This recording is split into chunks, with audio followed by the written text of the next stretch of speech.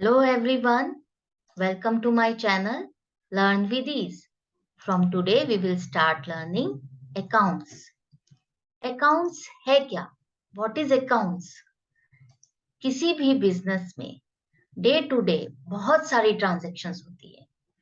उसे याद रखना पॉसिबल नहीं है कि किससे हमें कितना पैसे लेने हैं, किसको कितना देना है, क्या ट्रांजैक्शन हुई है। तो उन्हीं सबको रिकॉर्ड करना अकाउंट्स कहलाता है। एक कॉमन मैन की लैंग्वेज में कहा जाए तो अकाउंट्स किसी भी बिजनेस ट्रांजैक्शंस को रिकॉर्ड करने की लैंग्वेज है। अब लैंग्वेज है तो उसके कुछ रूल्स भी होते हैं, सिस्टम भी है। तो आज उसी को ही समझते हैं। बिजनेस में तीन तरह की एक्टिविटीज होती हैं, इसीलिए अकाउंट्स को भी हमने तीन तरह में, थ्री टाइप्स में डिवाइड किया है, जैसे कि personal, real and nominal. Personal में ओनर, जो कि बिजनेस को का मालिक है, ओनर है जिसने स्टार्ट किया है। डेटर्स वो होते हैं जिन्हें हम सामान अपना उधार पे देते हैं। जिस स्टॉक में, जिसमें हम ट्रेडिंग करते हैं या मैन्युफैक्चरिंग करते हैं, उसमें हमने किसी को अपना सामान उधार में बेचा है, तो वो हमारे डेटर्स हो गए। ऐसे ही क्रेडिटर्स, क्रेडिटर्स वो होते हैं जिससे हमने अपने बिजनेस को चलाने के लिए, मैन्युफैक्चरिंग या ट्रेडिंग में सामान की जरूरत के लिए खरीदा है और वो उधार पे खरीदा है, तो वो हमारे क्रेडिटर्स है। बैंक, बैंक में हम मॉनेटरी ट्रांजैक्शंस करते हैं या अपने बिजनेस की फाइनेंशियल हेल्प के लिए लोन लेते हैं।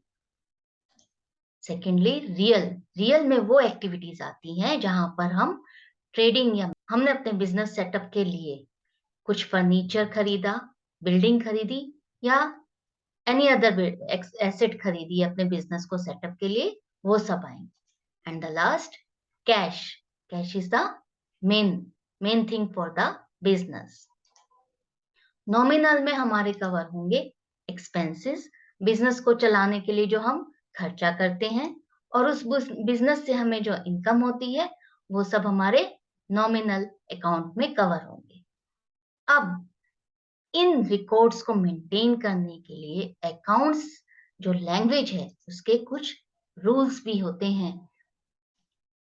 जैसे कि अब आपने देखा है हर एक ट्रांजैक्शन की टू वे होती है, उसमें एक गिवर है और एक टेकर है।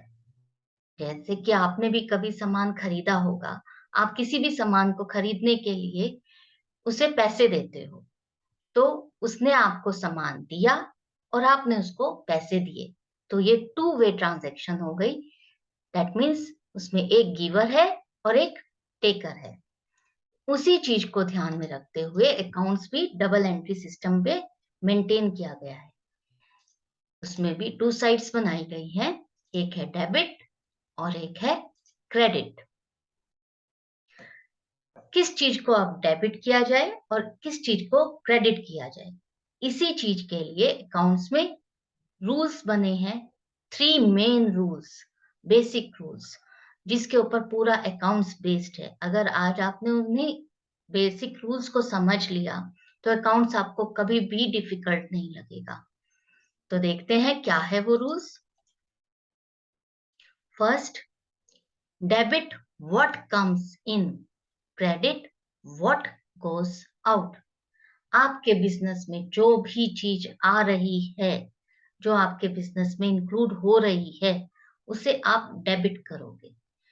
जो आपके बिजनेस से बाहर जा रहा है उसे आप क्रेडिट करोगे। अब ये कैसे समझें कि क्या चीज आ रही है और क्या चीज जा रही है, उसे हम अभी कुछ एग्जांपल से समझेंगे।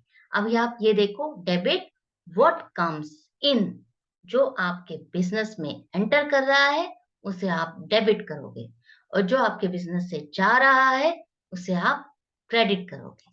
Second rule, debit all expenses, credit all incomes. जितना भी खर्चा आप अपने बिजनेस में करते हो, जो भी खर्चा करते हो, वो सब डेबिट में होगा, और जितनी भी इनकम होगी वो क्रेडिट होंगी हमेशा। Third rule, debit the receiver, credit the giver. जिसे जो सामान मिल रहा है उस चीज को हम डेबिट करेंगे और जो दे रहा है उसे हम क्रेडिट करेंगे। देखो कुछ एग्जांपल्स देखते हैं आप।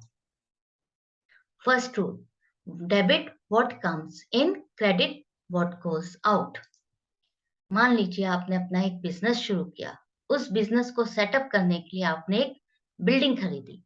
Purchase of building for ₹1,00,000। तो आपके बिजनेस में क्या आ रहा है? आपने बिजनेस स्टार्ट करने के लिए बिल्डिंग खरीदी, तो आपके बिजनेस में बिल्डिंग आ रही है। उस बिल्डिंग को खरीदने के लिए आपके बिजनेस में बिल्डिंग आई तो आपने उसकी पेमेंट की। पेमेंट करोगे ना, कैश में करोगे, बैंक से करोगे, या उससे उधार में लोगे, या बैंक से लोन लेके करोगे, तो जो भी आप करोगे वो क्रेडिट होगा। डेबिट बिल्डिंग आएगी, क्रेडिट जिससे आपने सामान लिया।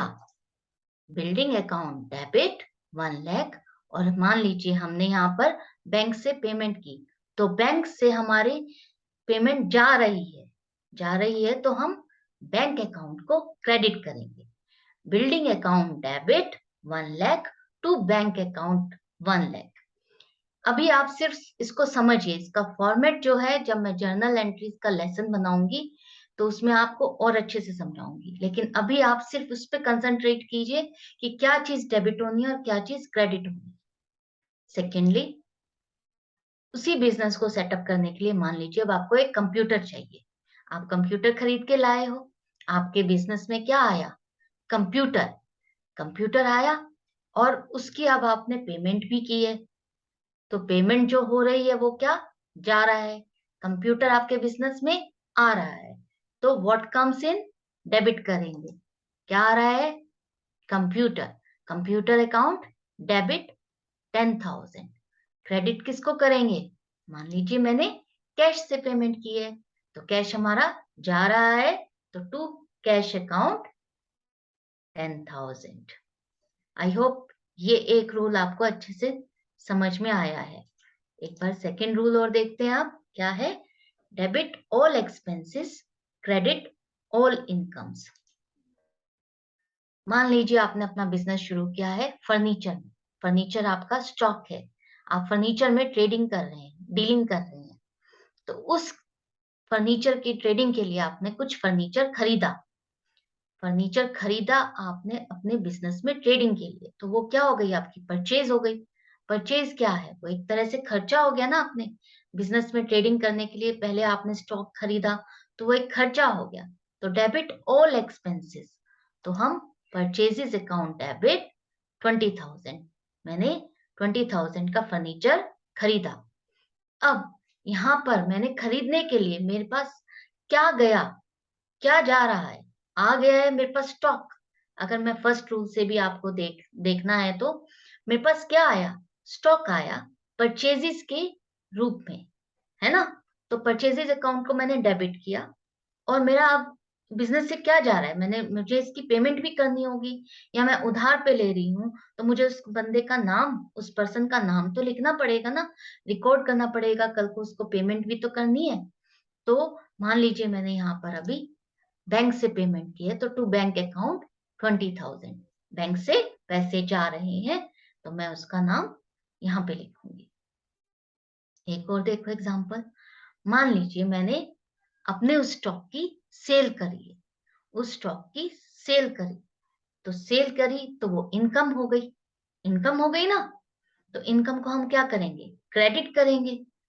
और वो मेरे बिजनेस से एक स्टॉक जा रहा है, सेल्स के फॉर्म में जा रहा है, जा रहा है ना, इसीलिए भी हम उसको क्रेडिट करेंगे। डेबिट क्या करेंगे हम? जो मैंने सेल की है तो वो पर्सन मुझे अब कैश में पेमेंट करेगा।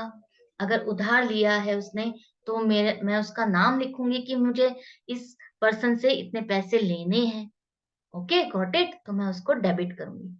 मान लीजिए मैंने यहाँ पर कैश में सेल्स की है और मुझे कैश मिल गया है, तो मैं कैश अकाउंट डेबिट कर दूंगी। क्योंकि मुझे कैश मिला है, मेरे बिजनेस में कैश आया है तो डेबिट होगा, कैश अकाउंट डेबिट 5000। गया क्या है मेरे बिजनेस से? स्टॉक गया है, और ये इनकम भी है, सेल्स। तो दोनों ही फॉर्मूले के बेस पे, दोनों ही रूल के बेस पे क्रेडिट हम क्या कर रहे हैं? Sales account 5000। Got it? अब देखते हैं third rule, debit the receiver, credit the giver. आपने देखा होगा, हम स्टॉक को, हम अपने बिजनेस में ट्रांजैक्शंस कुछ उधार बेस पे करते हैं, जहां पर कैश नहीं हो पाता या बैंक से ट्रांजैक्शन नहीं हुई, फोन पे उसने ऑर्डर कर दिया आपको और आपने उसको सेल कर दी। तो आप अब क्या करोगे? मान लीजिए मैंने शाम को एक स्टॉक की सेल की है 2000 की, ठीक है? तो शाम को मैंने स्टॉक की सेल की है, उसने मुझे पैसे नहीं दिए, लेकिन मुझे उससे पैसे तो लेने हैं ना, पैसे लेने हैं। तो वो मेरा क्या बन गया? डेटर बन गया, है ना? डेटर बन गया। वो रिसीवर भी है ना? उसने मेरे से सामान लिया है तो वो रिसीवर है, तो इसलिए शाम अकाउंट डेबिट होगा 2000। क्रेडिट कौन है? मेरा सेल्स अकाउंट। मैं गिवर हूं, मैं गिवर हूं, लेकिन किस फॉर्म में हूं? अपनी सेल्स के फॉर्म में हूं। ओके, तो यहाँ पर टू सेल्स अकाउंट 2000, मैंने सेल की, उधार पे की है, ठीक है? अब आप इसको दूसरे रूल से भी देखो। आप, शाम हमारा डेटर है, डेटर है इसलिए हम डेबिट डेबिट कर रहे हैं, हमें उससे पैसे लेने हैं, तो वो हमारे बिजनेस में एक डेटर आया, आया, और मेरे बिजनेस से स्टॉक गया, तो कितने का गया? 2000 का, तो इसलिए मैंने उसको क्रेडिट किया। दूसरे रूल से देखोगे तो आप देखो, हमें अपनी इनकम को क्रेडिट करना है, क्रेडिट करना है, तो हमने सेल्स को अपना क्रेडिट किया, ठीक है? डेबिट हमने शाम को किया, क्योंकि हमें शाम से अभी पैसे लेने हैं, वो उधार पे अभी एक तरह से। थर्ड रूल पे भी अप्लाई करके देखा आपने कि शाम रिसीवर है, इसीलिए हमने उसको डेबिट किया है, और हम उसको देने वाले हैं, गिवर हैं, हमने अपनी सेल्स के थ्रू उसको गिव किया है, तो हम यहाँ पर 2000 को क्रेडिट करेंगे। एक और एग्जांपल, मान लीजिए मैंने भी उधार पे परचेज की है 4500 की, ठीक है? तो debit all expenses, purchases account debit हो जाएगा, ऑल एक्सपेंसेस। टू मोहन से मैंने परचेज की है, तो मैंने मोहन को पेमेंट नहीं की अभी, उसको पेमेंट तो करनी होगी ना, वो मुझसे पेमेंट तो मांगेगा ना। तो मुझे कैसे पता चलेगा कि किसको मेरे को पेमेंट करनी है, नहीं करनी है? अगर वो कल को आता है मुझसे पेमेंट लेने, तो मैं रिकॉर्ड रखूंगी कि हाँ, मैंने इससे इतने रुपए का सामान खरीदा था, इसीलिए मुझे इसे पेमेंट करनी है। तो इसीलिए purchases account debit 4500 to Mohan account 4500। Okay, इसीलिए यहाँ पर नाम आया है पर्सन का, जिसने हमें अपना सामान दिया है, इसीलिए हमने उसको क्रेडिट किया है। और रिसीवर कौन है? परचेज हम हैं, लेकिन किस फॉर्म में है हम रिसीवर? परचेजेस की फॉर्म में रिसीवर है, तो इसीलिए डेबिट होगा 4500। आई होप आपको ये तीनों रूल्स अभी तक अच्छे से समझ में आ गया होगा। Keep watching and learning with me. Stay tuned with me. I will be back with the new video on the journal entries. और इन रूल्स को उन जर्नल एंट्रीज के थ्रू बहुत अच्छे से और समझने के लिए हम उसको कैरी ऑन रखेंगे। I hope you enjoyed and learned very well. But before leaving, please subscribe, like and share my channel. Bell icon को प्रेस कर दीजिए ताकि जैसे ही मैं वीडियो डालूं आपको नोटिफिकेशन तभी मिल जाए और आप उसे देख सको। Goodbye and take care.